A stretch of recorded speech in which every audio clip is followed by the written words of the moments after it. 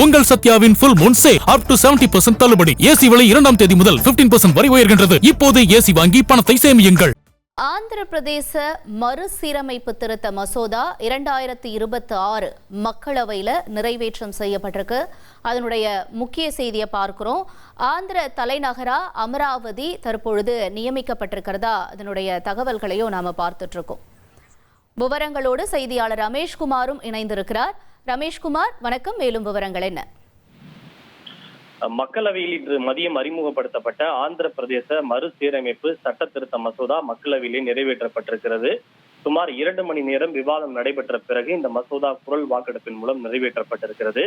இந்த மசோதாவினுடைய மிக முக்கியமான நோக்கம் ஆந்திராவினுடைய தலைநகராக அமராவதிக்கு சட்டப்பூர்வ அங்கீகாரத்தை வழங்குவதுதான் இந்த மசோதாவினுடைய மிக முக்கியமான ஒரு நோக்கம். ஏனென்றால் இதற்கு முன்பு ஆந்திராவிலே ஆட்சி செய்த ஒய்எஸ்ஆர்சிபி, அதாவது ஜெகன்மோகன் ரெட்டியினுடைய அந்த ஆட்சியில் ஆந்திராவுக்கு 3 விதமான தலைநகரங்களை அவர் பரிந்துரை செய்திருந்தார். விசாகப்பட்டினம் 1, நீதித்துறை தலைநகரம் 1, அதே போல பொதுவான தலைநகரம் 1 என்று 3 விதமான தலைநகரங்களை அவர் முன்மொழிந்திருந்தார். ஆனால் அதன் பிறகு தற்போது ஆட்சிக்கு வந்திருக்கக்கூடிய சந்திரபாபு நாயுடு அவர்கள் ஆந்திராவினுடைய ஒரே தலைநகரமாக அமராவதியே இருக்கும் என்று தெரிவித்திருந்ததோடு இது தொடர்பாக கடந்த மார்ச் 26ஆம் தேதி ஆந்திர சட்டப்பேரவையிலே தீர்மானம் ஒன்றையும் நிறைவேற்றியிருந்தார்.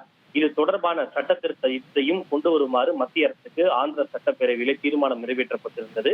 அதனை தொடர்ந்துதான் தற்போது மத்திய அரசு இந்த மசோதாவை மக்களவையிலே அறிமுகம் செய்து குரல் வாக்கெடுப்பின் மூலம் நிறைவேற்றப்பட்டிருக்கிறது. இதன் மூலம் ஆந்திராவினுடைய தலைநகராக ஒரே தலைநகராக அமராவதிக்கு சட்டப்பூர்வ அங்கீகாரம் வழங்கப்பட்டிருக்கிறது.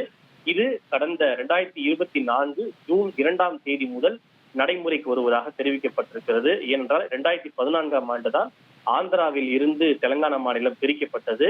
ஆந்திராவுக்கு புதிய தலைநகரம் உருவாக்கப்படும் வரை 2 மாநிலங்களுக்கும் பொதுவான தலைநகரமாக ஹைதராபாத்தே இருக்கும் என்று தெரிவிக்கப்பட்டிருந்தது. 2014 கணக்கெடுத்து கொண்டோமேயானால் அந்த காலக்கெடுவானது 2014 முடிவடைந்து விட்டது. அதன் அடிப்படையில் தான் தற்போது 2024 இந்த உத்தரவு பின்தேதியிட்டு அமலுக்கு வருவதாக தெரிவிக்கப்பட்டிருக்கிறது. இந்த மசோதாவுக்கு பெரும்பாலான கட்சிகள் ஆதரவு தெரிவித்திருந்தாலும் ஜெகன்மோகன் ரெட்டியினுடைய ஒய்எஸ்ஆர்சிபி காங்கிரஸ் இதற்கு எதிர்ப்பு தெரிவித்து மக்களவையில் இருந்து வெளிநடப்பு செய்தது. ஏனென்றால் அமராவதிக்கு தலைநகரம் நிர்மாணம் செய்வதற்காக தங்களுடைய நிலத்தை தானம் செய்த விவசாயிகளுக்கு போதிய கால அவகாசம் வழங்கப்பட வேண்டும் என்கிற ஒரு கோரிக்கையை முன்வைத்து அவர்கள் அவையிலிருந்து வெளிநடப்பு செய்திருக்கிறார்கள். இருப்பினும் பெரும்பாலான உறுப்பினர்களின் கட்சிகளுடைய ஆதரவோடு இந்த மசோதா நிறைவேற்றப்பட்டிருக்கிறது. இதனைத் தொடர்ந்து இந்த மசோதா மாநிலங்களவையில் நிறைவேற்றப்பட வேண்டும். மாநிலங்களவையில் நிறைவேற்றப்பட்டு குடியரசுத் தலைவரின் ஒப்புதல் அளிக்கப்பட்ட பிறகு அரசிதழில் வெளியிடப்பட்ட பிறகு இது இந்த ஆந்திராவுக்கான தலைநகரம் அமராவதி என்பது நடைமுறைக்கு வரும் என்று தெரிவிக்கப்பட்டிருக்கிறது. தகவல்களுக்கு நன்றி ரமேஷ்குமார். ஆந்திர தலைநகராக அமராவதி நியமனம் செய்யப்பட்டிருக்கு. இதனுடைய விவரங்களை எமது செய்தியாளர் வழங்க நாம கேட்டோம். உங்கள் சத்யாவின் full moon sale up to 70% தள்ளுபடி. ஏசி விலை 2ஆம் தேதி முதல் 15% வரை உயர்கின்றது. இப்போதே ஏசி வாங்கி பணத்தை சேமியுங்கள்.